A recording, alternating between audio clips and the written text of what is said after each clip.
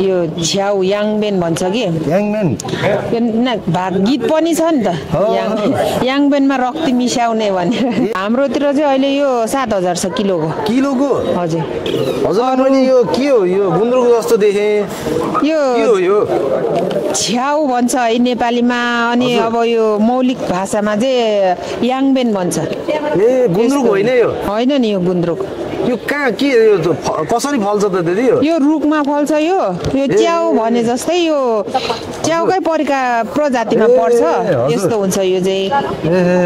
यो छ्याउ याङबेन भन्छ कि गीत पनि छ नि त याङबेनमा रक्ती मिसाउने भनेर यसमा चाहिँ भनेपछि यो के कस्तो परिकार खाने यो मासुसँग भयो भने मासुसँग अब भेजिटेरियन हुनुहुन्छ भने हजुर यो चनाहरूसँग फ्राई गरेर खान मिल्छ अचार जस्तै सादेर खान मिल्छ पानीमा भिजाएर यसको रस खान मिल्छ बडी चाहिँ केमा प्रयोग गर्छन् कुन समुदायले प्रयोग गर्छन् यो बडी चाहिँ राई लिम्बूहरूको टिपिकल खानामा पर्छ क्या यो मासुसँग अनि यो ससेज के आन्द्रा भित्र हालेर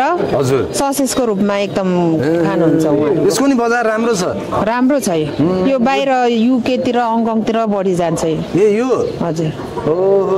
नेपालीहरूले खाने कि नेपालीहरूले हाम्रो नेपालीहरू हुनुहुन्छ नि त यसको चाहिँ बजार मूल्य कसरी छ दिदी हजुरहरुको यो हाम्रोतिर चाहिँ अहिले यो